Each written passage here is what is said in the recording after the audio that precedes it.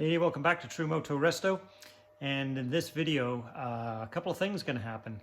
First of all, we're going to go back to the HRC bodywork. As much as I've enjoyed looking at the NS400R in the Rothmans livery, I do very much prefer the HRC. So that's going to go back on. We're going to fix one of the fairings on the HRC bodywork. And my OCD will not let me put this thing away unless I fix that radiator. So we're going to do something about that as well. So stay tuned.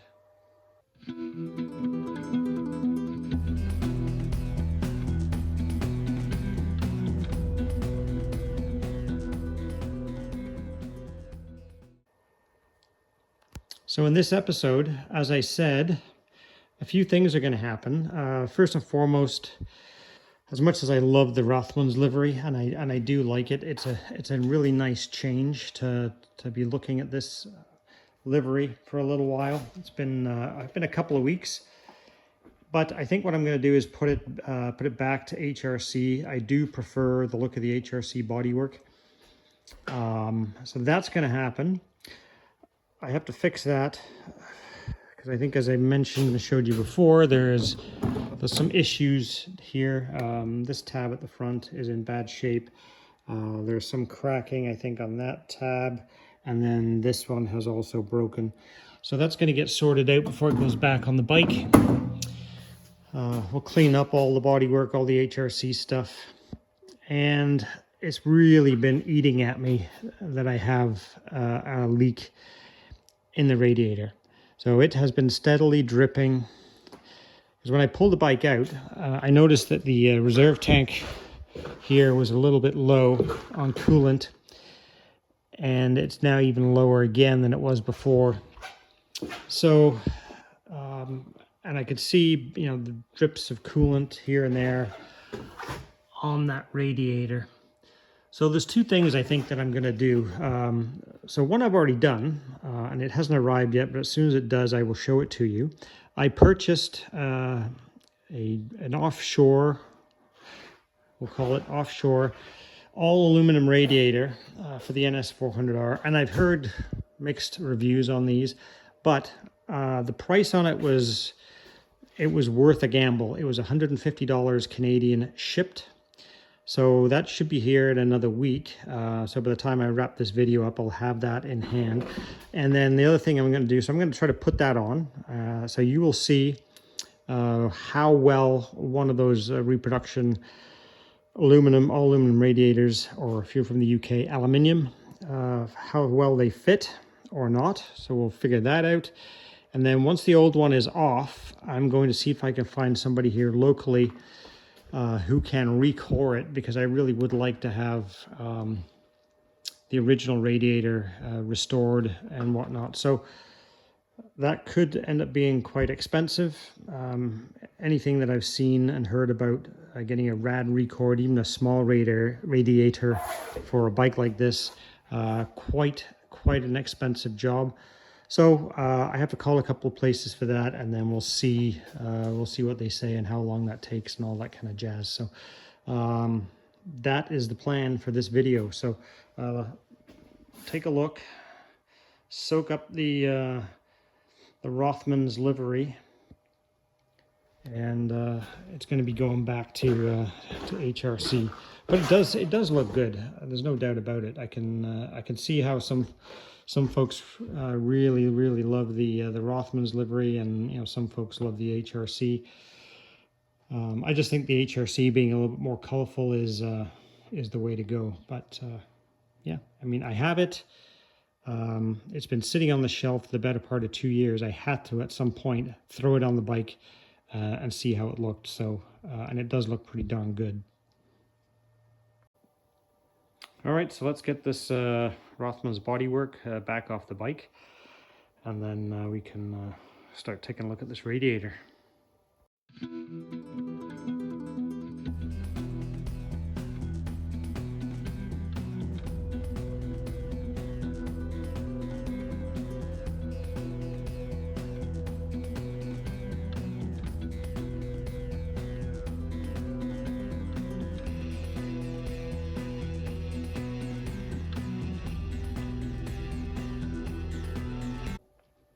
So I'll just show you the inside of the lower fairing here. This, I just took it off. I don't know if you can see, but basically from here, running all the way down here, that's coolant. Antifreeze. So something is definitely leaking. So part of my investigation here has to be, you know, is that the rad actually leaking, or is it something else leaking? I think it's the rad. I mean, right there, you can see in the radiator cover, there's coolant. You can see a little bit of coolant right there. So yeah, I think it's pretty much a foregone conclusion that it's the rad that's leaking. My concern was just making sure, for instance, that it wasn't this overflow expansion tank, the reserve tank, whatever you want to call it. That it's not that's leaking. I don't think it is. I don't feel anything that's wet at all here. I think it's pretty safe to say. And see here too, right? Coolant there. So yeah, that's definitely the problem. So my replacement one has not arrived yet. It should be here this week. And then I've got a place, fortunately, I'm told a fairly reputable place that is in the city that's about half an hour north of me that does recore these brass and copper radiators. And the first thing I will do, I'll take it there and see if they can actually just repair it as opposed to fully recore it, because I have a feeling that a recore is going to be in the region of about $750. I did ask for a quote over the phone, but he said, well, I really need to see it. It's not just based on the size of the radiator, but he said because some of the setups you actually have to, I guess, make it a little bit bigger depending on the jigs or whatever they have to do these things, and then cut them down. So he said it really, you're going to have to see it to be able to give you an accurate quote. So, which is fair.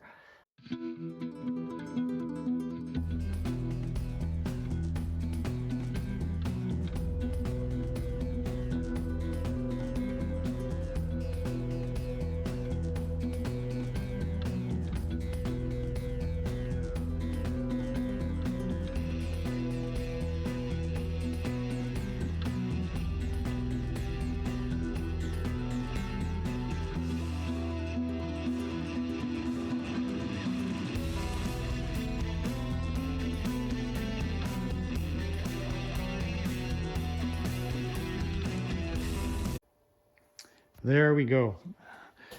Naked and afraid once again. So one thing I wanted to point out, there was a couple of comments in the first NS400R video about my power valves closing, opening comment, and you know, how that works. So this the NS400R is not necessarily the same as other two-strokes like the Yamaha. So on the NS400R, the power valves work such that below 7,500 RPM, there's a butterfly valve inside here, and it is open. So basically, it'll sit kind of this way in here. It's right inside there. And what it does, it allows the use of this expansion chamber right here. I guess technically that's the expansion chamber, but this additional volume here is given access at the lower RPM, so below 7,500 RPM. Once you hit 7,500 RPM, that butterfly valve closes, shuts this off, and then the exhaust gases, instead of using this, they go straight out here. So that's maybe a little different than some of the other two-stroke power valve systems.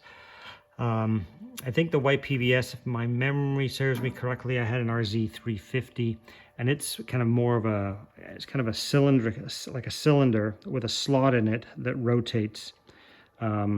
This is a butterfly valve that just kind of basically, it's very similar to what you'd see in the throttle, internal throttle assembly in the butterfly valve of a carburetor, very identical type of setup in there. allows access to this at the lower RPM. Some of the Suzuki, like the RGV that I had, RGV 250, it has had more of a blade style power valve, which kind of comes down and changes. I guess it changes the port timing maybe on the RGV 250, so it's a little bit different to that as well. But yeah, absolutely 100% open below 7,500 RPM. And maybe right here, right now, I will throw in the clip from the actual Honda technical video that they published to their technicians. The whole thing is out there on my channel, but I'll just maybe put in the snippet that talks about how those power valves operate. A Honda-developed auto-controlled torque amplification chamber, or ATAC, is attached to the two horizontal cylinders to improve power output characteristics. The auxiliary chambers are opened and closed electrically according to the engine RPM. For the NS400R, the valves are activated at 7,500 RPM. Below this level, valves are opened to use pressure pulsation from the auxiliary chamber to maintain optimum charging efficiency.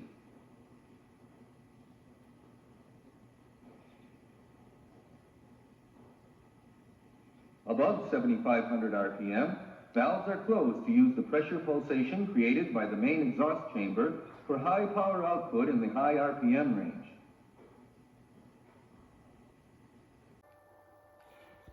Okay, so here are the HRC mirrors, one set of which is going to go back on the bike. The black ones that I had on for Rothmans are kind of wrapped up here, and these are the bases that I had painted. These bases were on these mirrors, which were also painted, but the paint on these was peeling, so they needed to be painted anyway, so I painted them black for those. Now, my decision has to be, do I put these original mirrors on? So these have not been painted. The gloss is good. And the only difference is that there's a bit of a wear mark on the bottom of the mirror there, which you don't see. And on this mirror, there's a bit of a gouge because obviously somebody scraped the bike on something, dropped the bike, whatever. This is, you know, from when I bought them off eBay. But these mirrors from the NS400R are quite hard to get.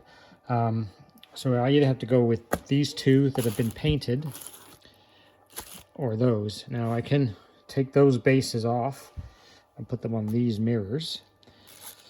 The downside to these mirrors is you can see right here, the edge of the mirror has started to deteriorate. And in some countries, some places, this would not pass safety.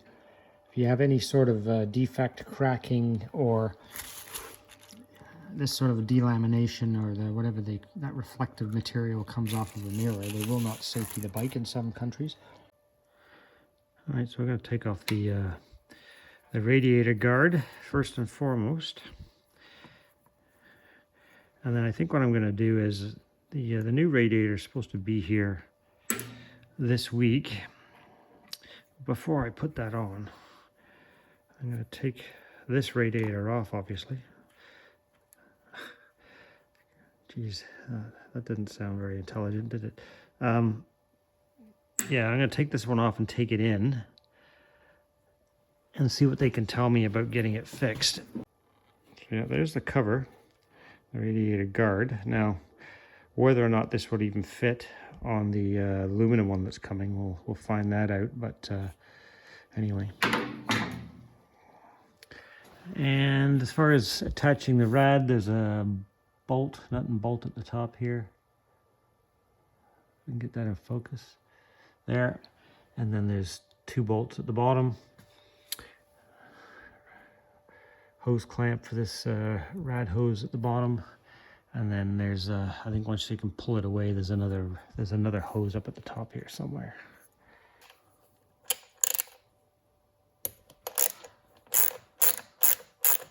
All right, so the radiator is kind of detached now, and you can see inside here is where the thermostat housing sits. There's a couple of hoses on the bottom of that. think I showed you that before. It's kind of hooked onto the frame, so you can't actually take the fan off unless you move the radiator back. So I've got a very plain oil pan here, and I've also got a towel underneath just to guard against spills.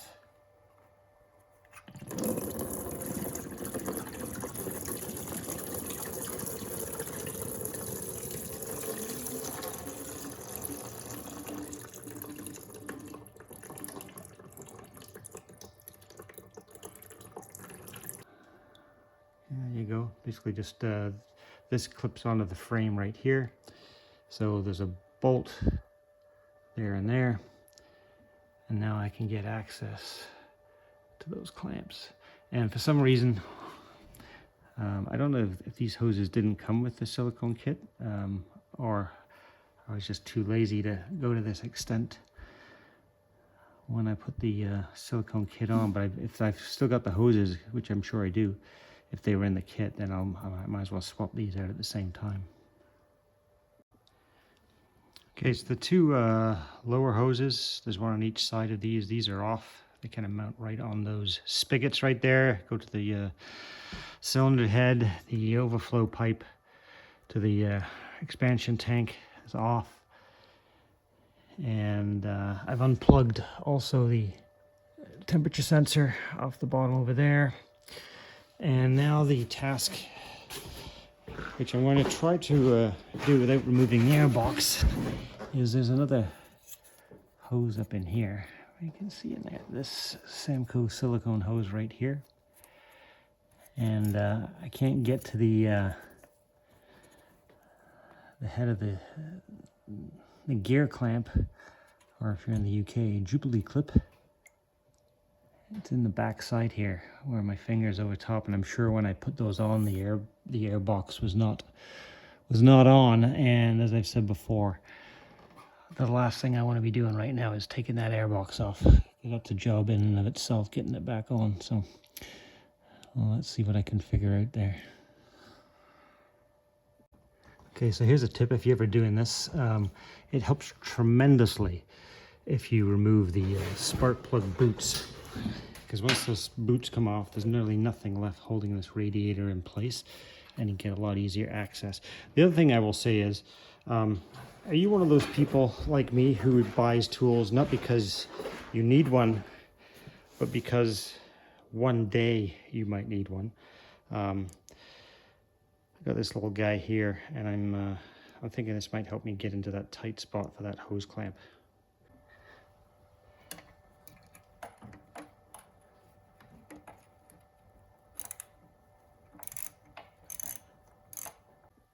All right, so the clamp's off there. I should be able to pull this hose off the top now.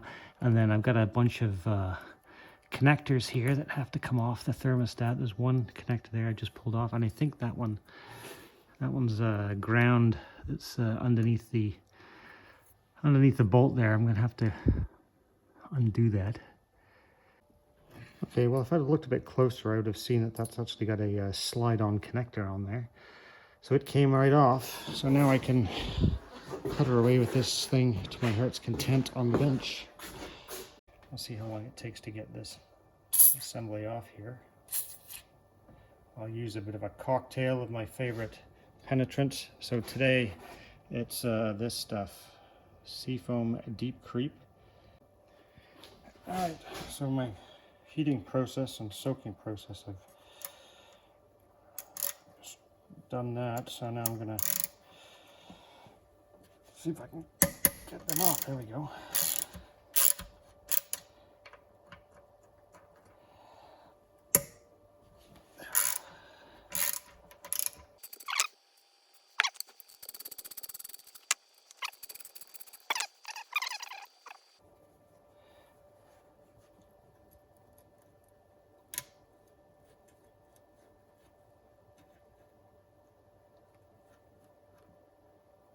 There we have it. So there's an O-ring of some sort in here, which is quite brittle.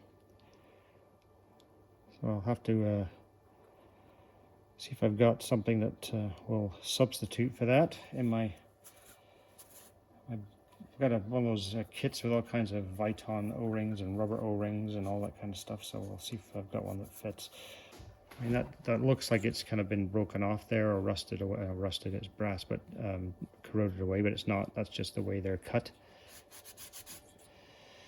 So I guess before I take this into the rad shop, I should also attempt to remove this sensor out of the bottom, I think.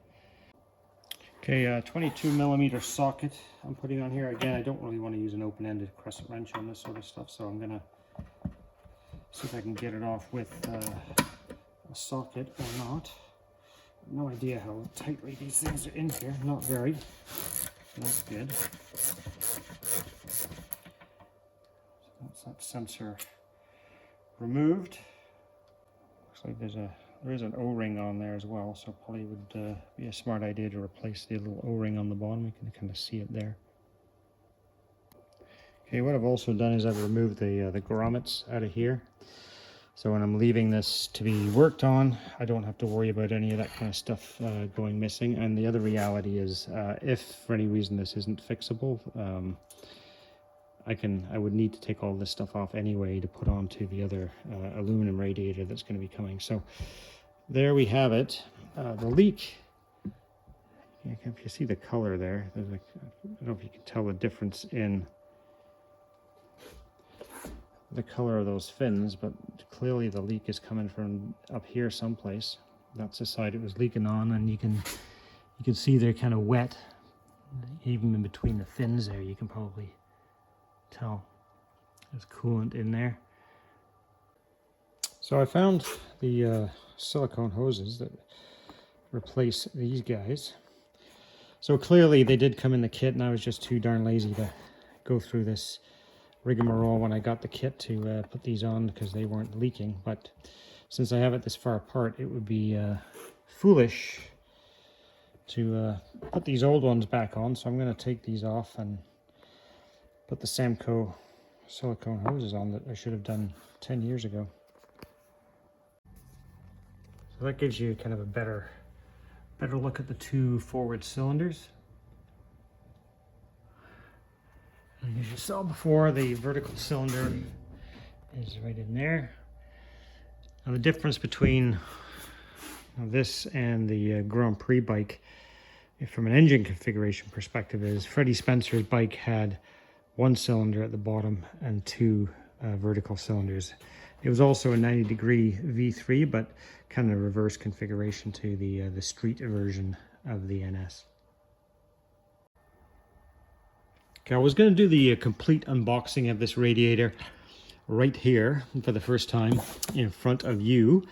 However, the whole box, top of the box, was collapsed when I picked it up at the post office, so I elected to open it up there just to make sure that the radiator wasn't completely destroyed inside. Unfortunately, it all seems to be okay.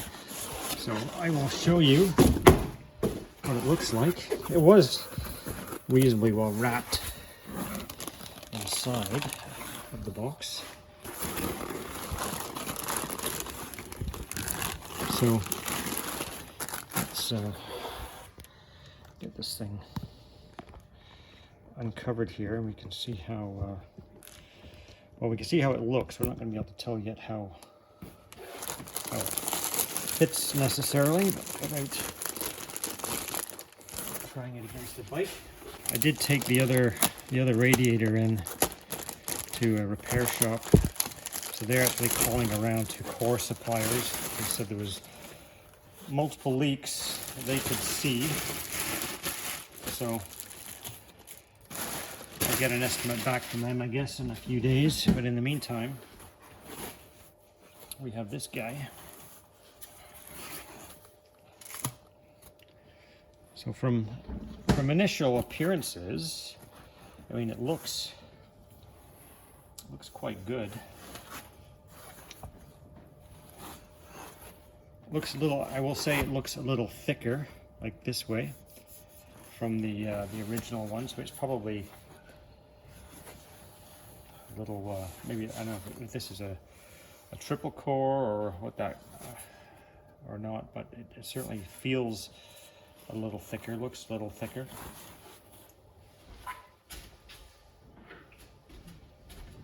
I'm going to put on the cover here just to see how this thing actually, if it fits over, which, yeah, it actually does.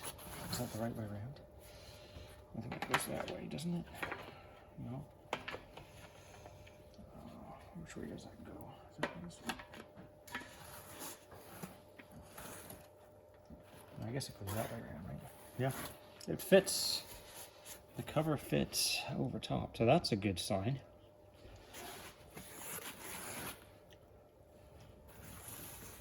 As far as attention to details go, the little cutout here where the thermostat housing attaches is also there.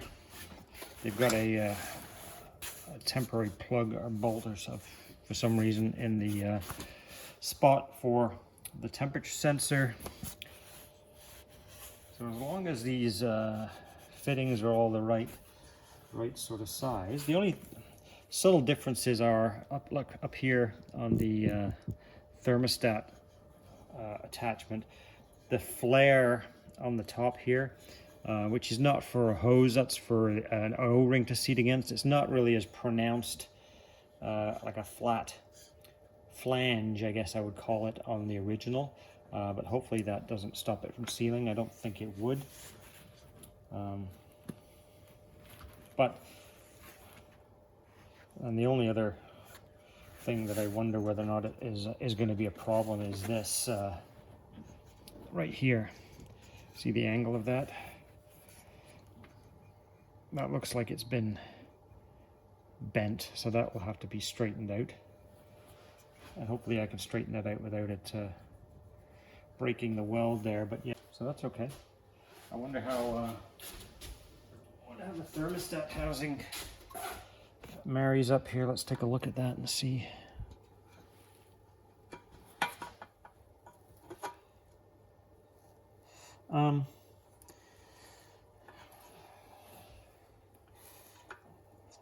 Not great.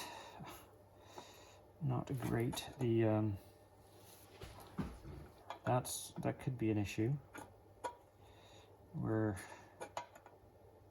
Yeah, that's not a great fit. That could be a problem right there. Oh boy. You can see those holes don't line up very well, do they? It's off, a couple of millimeters.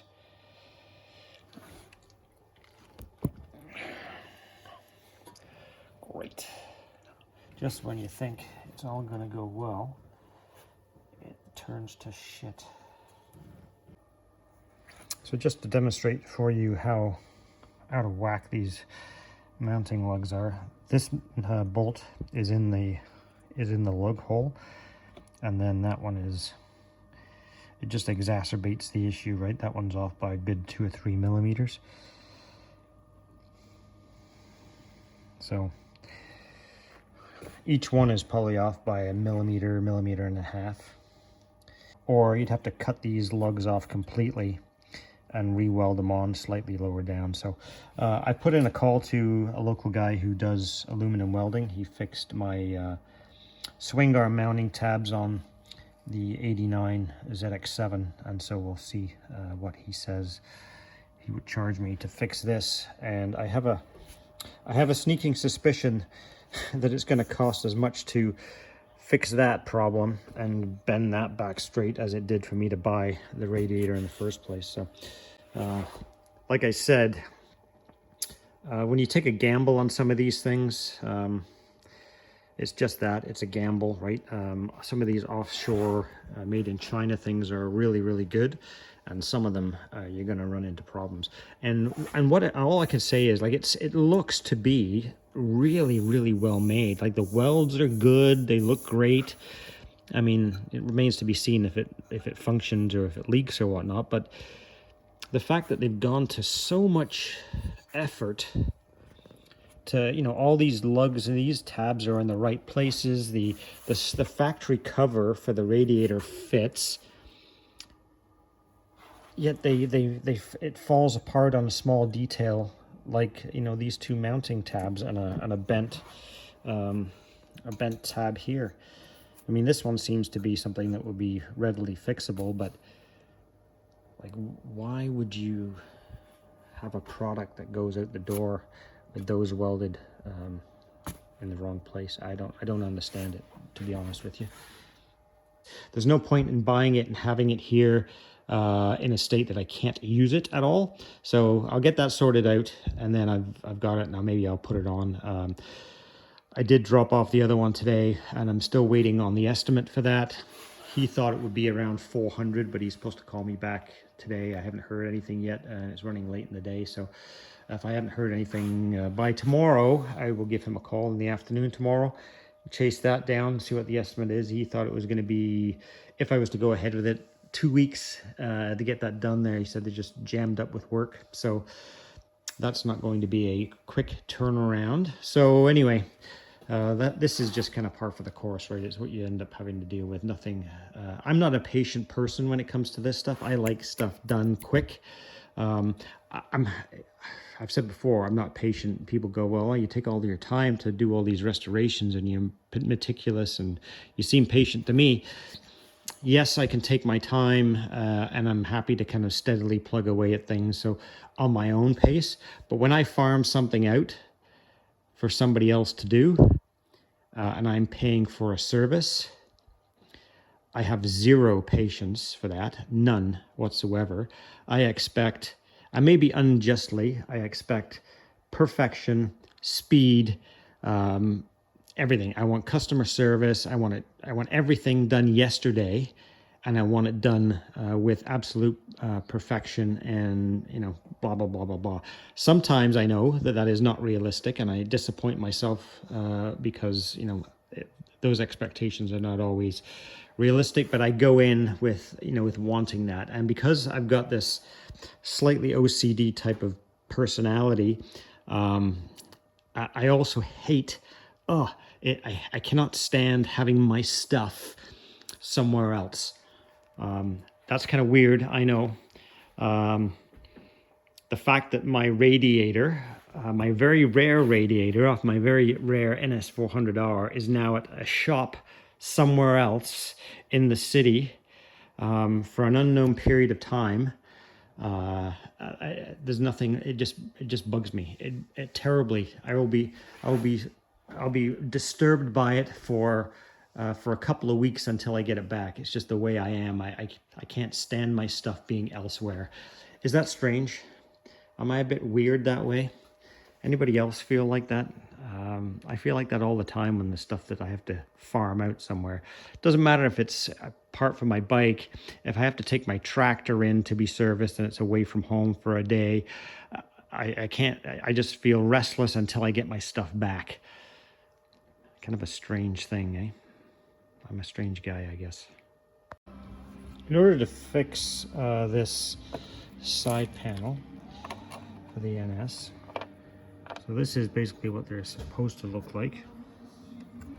This piece is broken off, and in all honesty, I think this one, I made the whole thing from plastic welding, or at least I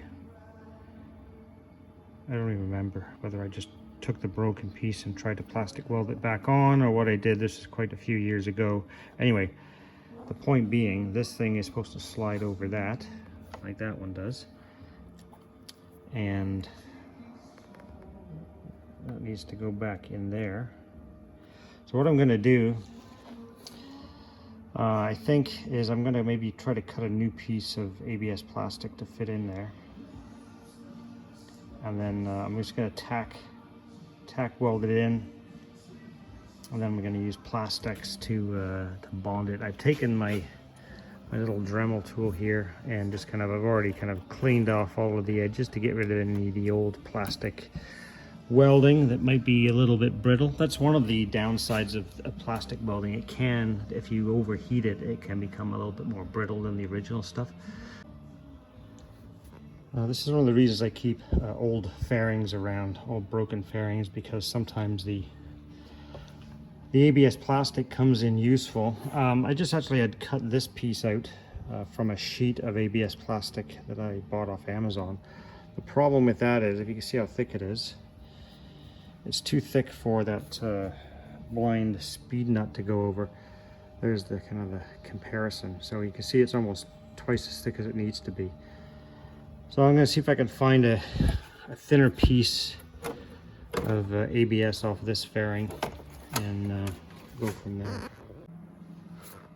Got my little piece of ABS plastic cut out there. Now you can see right now it doesn't really look like it fits very well.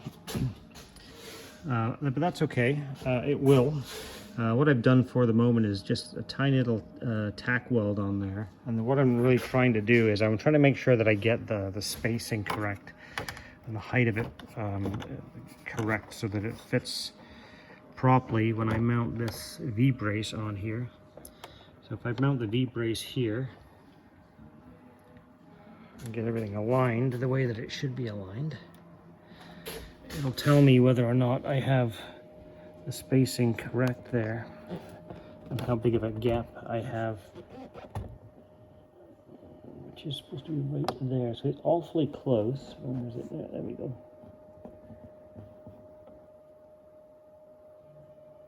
Getting close.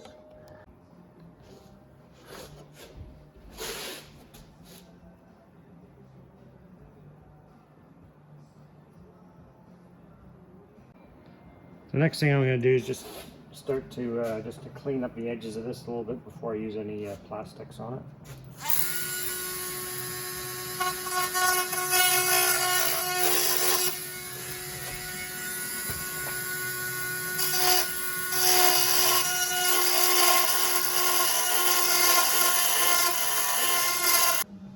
So before I use the plastics, I'm just going to stick a little bit of tape inside here just to help the plastics product stay where I want it to stay, so it doesn't all kind of run out the back side of this. Alright, so now we start with the plastics.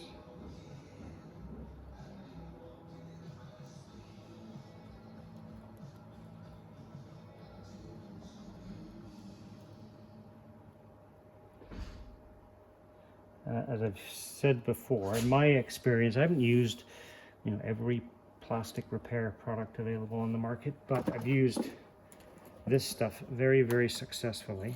And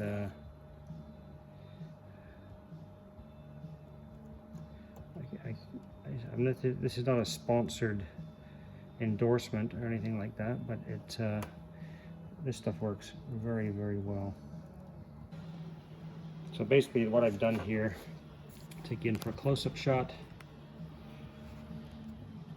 is I filled in the gap around the top here with ABS, not ABS, with plastics, and then let that dry. I'll take the tape off the inside and I'll put plastics from the inside as well. And while I'm monkeying around with that, there's a couple of tabs here that have got a bit of cracking going on, so I think I'm going to put some plastics on these guys as well. So this tab here, if I go and zoom in close, you can see it's been plastic welded before, but that is just one poor installation away from snapping completely off. So I'm going to clean this all off and just put plastics on it.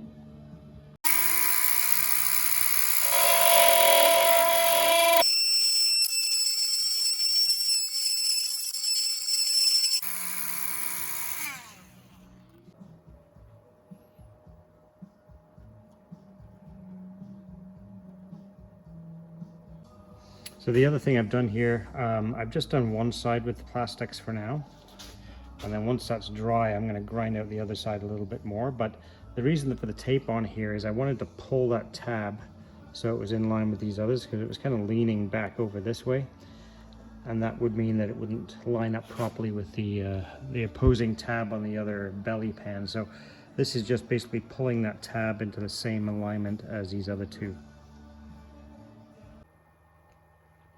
So I just picked up my radiator from the rad shop, and as you can see it's still exactly as it was when I dropped it off. I kind of have mixed thoughts on this whole thing. So let me sort of tell you what transpired. Dropped it off, and the guy, the shop that was going to do it came and recommended. They are actually the only radiator repair shop in probably 200 or 300 kilometers of where I live. And I took it in, and he said, well, you know, if I can do it, he goes, it'll be, you know, 3 weeks more maybe before I can get to it. And I said, yeah, fine, whatever. Just if you can get me an estimate, that'd be great. He said, yeah, no problem. I'll call tomorrow for an estimate. I guess they buy the cores from a supplier and then they do the work at the shop or something like that. Anyway, a week goes by before I get the estimate, and the estimate was kind of strangely delivered. He phoned, left a message, give me a call, so I called him back. And he said, yeah, he goes, I was thinking you should probably just go and buy one of those aluminum ones off eBay. He goes, I bought one of those for a bike I have, and they're, you know, way cheaper, you know, a couple of $100 and blah, blah, blah. Which, you know, I appreciate, you know, the idea for sure, because, and as you know, I've already purchased one of the aluminum ones. And I said, yeah, I hear you. But, you know, I'm you know, a bit concerned. I do have one. I said, you know, there's some quality issues with it, fitment, blah, blah, blah. He goes, well, you know, maybe try another one. He goes, you know, I'm not really going to be able to get to this one. And if I get to it, you know, it's going to be, you know, $700 or $800 and blah, blah, blah. So it's kind of hard to know whether he was really interested in doing this. They were certainly swamped and busy and not doing a lot of radiator stuff by the looks of it. They do other things as well. But so here it sits. So he was either uninterested, too busy, or, you know, did the I'll say the kind thing, the right thing, and tried to sort of offer me a cheaper solution that might be a better product, in his opinion, the aluminum ones or whatever. Whatever the scenario, whatever the intentions, I'll go with the, you know, the good, that he was just trying to save me some money and probably save himself a little bit of time and show me a cheaper way to go. That said, I just got a call that the aluminum one is ready, so I'm going to go pick that up. And this one, well, I've just purchased some more of this stuff, the calcium, lime, and rust remover. I'm going to give it another good soaking, and I might see if I can fix it myself. What is the likelihood of that? Slim. Very, very slim. But what I figured I would do is I'll clean the whole thing out, soak it in this stuff for as long as it takes to clean the crap out of this thing, because it is kind of heavy with, I don't know if that's the natural weight of a brass copper rad, but certainly there's a bunch of calcium in there, as you saw earlier. So if I can clean that out, and then I thought maybe if I submerge it in water, block off all of these orifices, and maybe put a couple of pounds of air pressure in there, use my regulator, like cork it all up, and you know, and then I can see, you know, how many leaks it really does have. And if I can pinpoint where the leak is coming from, I might be able to solder it, or, you know, I might not. But even if I end up having to take it in somewhere and get it completely recored, I really haven't lost anything. I can't imagine that I would bugger it up anymore. So that's the plan. So you'll get to see me monkey around with this thing a little bit more. All right, got the aluminum radiator back. So what he ended up doing, I guess there was two ways that this could have gone. One would have been to kind of build up, like fill the hole in, build it up on one side, and then re-drill it and tap it. But with the 6mm by 1.0 pitch thread that is needed, he didn't have a blind tap. He only had a kind of like a through tap, and because he only had a tap for going all the way through something, he was concerned that he wasn't going to be able to get enough thread in these if he had just filled them in and re-drilled it, like build them up and re-drilled them. So he cut them off and relocated them. So I've just put a new O-ring on here. So now I'm going to see if make sure this fits. I'm sure it does. He said he stuck this thing on here, and then he threaded these on before he and then used this thermostat housing to guide where they need it to be. So let's see how it goes.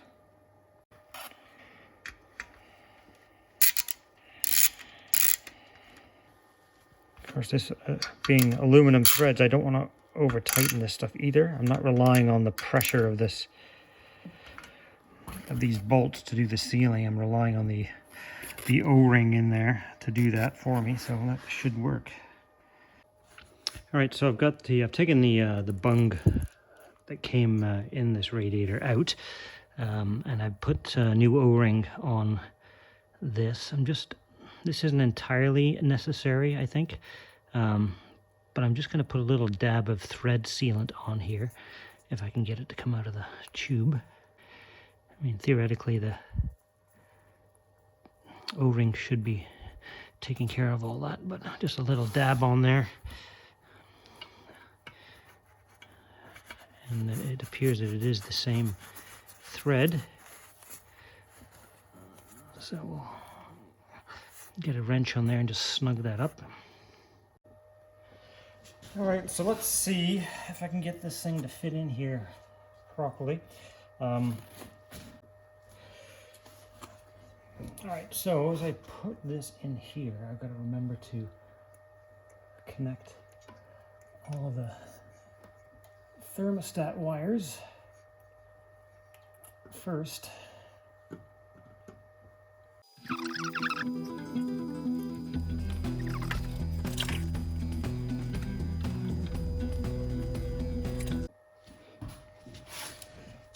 So we'll get the radiator fan mounted up here.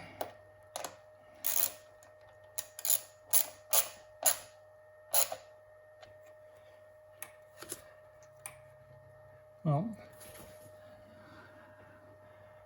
let's just say that that doesn't fit. Not even remotely close. For sakes. I mean, there's a side view that is supposed to mount there, and the top bolt is in. So now, after all that wrestling, let me tell you, getting those top radiator, those new Samco hoses onto the heads was not easy. I think I've lost about 5 pounds in sweat getting that on there. You know, this one is the same deal, right? You can see radiator bracket, and then this is the holder for the spark plug, but it goes into the hole here in the frame, the lug, the mounting lug. So suffice it to say, that does not fit very well. And I don't have air conditioning in my shop, and it's 40 degrees Celsius outside, and it's not far off that in here. So I'm just about spent. I'm sweating in places that you're not supposed to sweat, and so this is going to have to wait until I can summon some more energy. So what's going to have to happen now, of course, is this whole schmozzle is going to have to come back off. All the hoses and whatnot that have been a giant pain in the keister to get on here are going to have to come off. And then I'm going to have to, before I do that, obviously, I'm going to mark these and probably do something like drill a new hole and maybe elongate that. I mean, it's aluminum. It should hog out fairly easily. But yeah, there is no freaking way that they're mounting up in that current location. It's just not happening. Okay, so I've done some measurements as best I could, because it's kind of a strange thing to measure, right? From distances up to here and up to the top, and I've measured in a few different ways. So the most that I'm going to end up having to cut out or grind out of here is that black area. All right, so I've hogged these holes out about half a centimeter so far. Just use this round file, and before I take it the rest of the way, I just kind of want to offer it up to the bike here and see if that's enough. If not, I'll take it the rest of the way. Yeah, it's still not enough, so I'm going to take it all the way out to the original marks that I put on here, and then that should be enough. After an incredible amount of farting and faffing around, I've got it mounted up. This mount and the one on the other side, they had to be ground out a good 6 to 7 millimeters. Then the problem became, because these things kind of sit on an angle, right? You kind of see how they are. They kind of sit on an angle like that. The more you grind out, then the tighter it gets between the two bolts. So I started to run out of room this way, so I had to take them back off and grind a little bit out of each side. Don't want to take any more than I took out of there, just because I guess I'll start to lose a bit of strength. So the fan is back in. It mounts up exactly like it did on the other one. So this is a little bit thicker. The cover mounts up okay. So I imagine that the radiator itself is probably further forward by at least 1 centimeter, maybe 2. So hopefully that doesn't cause any problems with the belly pan or the upper fairing interfering with anything. I guess we'll find that out soon enough. What else?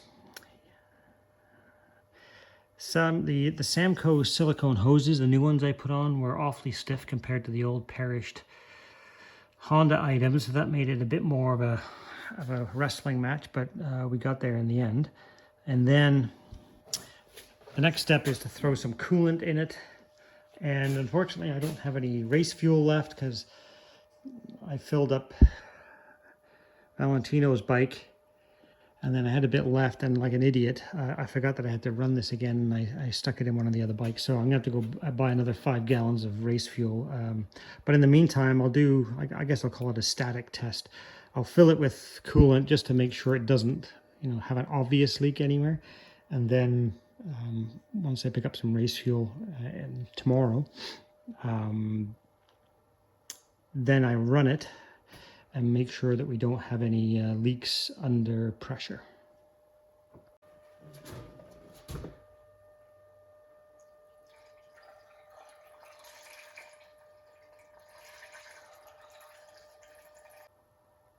Okay, fill it up with coolant. I do have the original NS400R rad cap on, because the one that came with it looked tacky, so put that on there, make sure that works okay. I have not filled up the reserve tank yet, because I just kind of want to make sure that I don't get any leaks anywhere else first.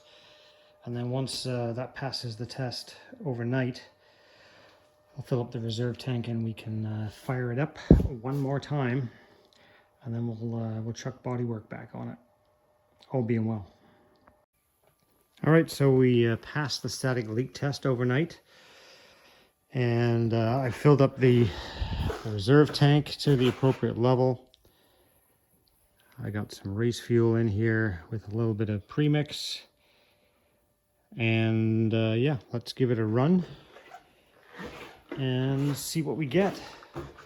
Plan is to basically run it, at least that's up to temperature, create enough pressure in that cooling system that it should provide an adequate test for leaks.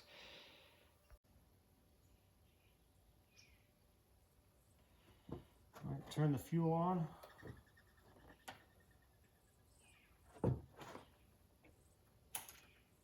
Key on.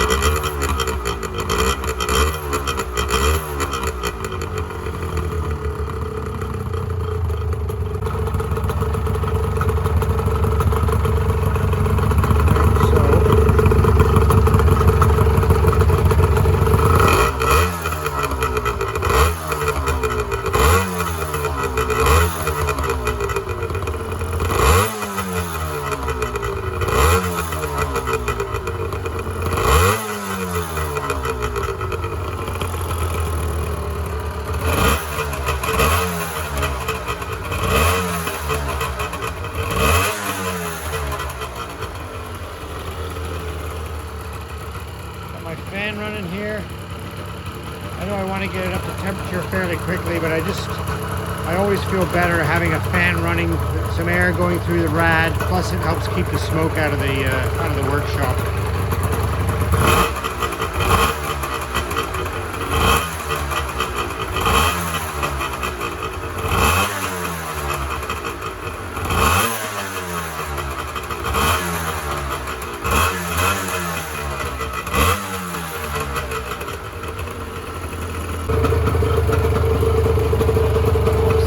Light is now out on the dash, so that sensor seems to be working again. Well, keep an eye on the temperature gauge. It's starting to climb up a little bit there, so just want to get a little bit of heat into it.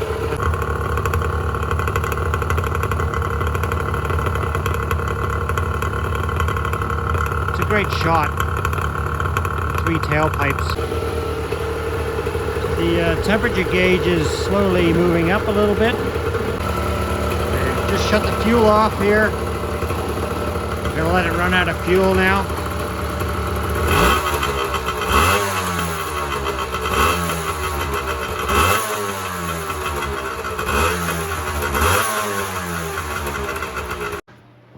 All right, just shut her down. Basically ran it out of fuel. And back on the ramp here. And the plan now is just watch and wait. So if this has been a success, then I would imagine within the next 5 minutes there will be nothing showing up dripping onto the ramp. So that would be great. Let's see what happens. Now I guess I should acknowledge to the purists in the motorcycle world that putting a giant hunk of Chinesium on the front of this NS400R might seem a little bit sacrilegious, but here's the thing. If you can, I mean, we can debate whether or not this is a quality item based on some of the, the modifications I had to make to get it to work, but if it works at the end of the day, if it's aluminum and does a more effective job at cooling, if it fits within the confines of the existing bodywork, which we're still to find out, sure, it's an aftermarket item. But the point is, if you're stuck, if you have one of these bikes and you're stuck and either you can't get a recore done or you don't want to pay the price of a recore or whatever, and it's an option. Like we should, I think, be happy that there are still folks out there who are willing to put the time in and make some of these parts to keep these old bikes on the road, no matter where they're made. And if this thing does a good job of cooling the bike, then why not? And I have to imagine that a higher capacity radiator that's made out of aluminum instead of copper and brass is going to be a little bit more effective at cooling the bike. That said, it's not an original part, but it is what it is. It'll do the job, I think, and it's an option for those out there that want to try it. Then why not? I mean, at the end of the day, it would have been, I think, I would say a slam dunk home run of a deal if I hadn't had to have those thermostat lugs relocated, because that cost me $120. Took the guy a little over an hour to do it, which isn't a bad price to pay for something like that. I paid $152 or $157 Canadian shipped to my door for the radiator in the first place. So for we'll call it $275, it's still a good deal. It would have been a screaming deal if I hadn't had to do the the modification and the welding to it. So there you go. Am I comfortable with this? If it fits inside the bodywork, yes, I'm comfortable with it. It's okay, because I still have the original. This is not going to get thrown away. Best case scenario is I find one little pinhole, which I can get soldered up, or I'll do it myself, and it's fixed. And if I need to put it back on, I can put it back on. or I can get it record and then it can go back on and all be original, or just gets cleaned up and wrapped up safely and put in the box with all the other spares, and I still have the original radiator for such time down the road as I want to spend $700 or more and get it recorded at that time. So at the end of the day, I still have the original part. It can still be fixed. It can still be recorded. And in the meantime, you know, it keeps this thing complete and full of coolant, and I can fire it up whenever I want, and it's not going to be pissing coolant all over my shop floor. So all in all, I've got to say, not a bad thing. And I did express my concern to the seller on AliExpress about the problems that I had, specifically with the thermostat housing. And I'm supposed to get some sort of a rebate coupon in the next day, so we'll see how much that is. I did hint that if it was substantial, I might be tempted to buy another one. So we'll see what happens there.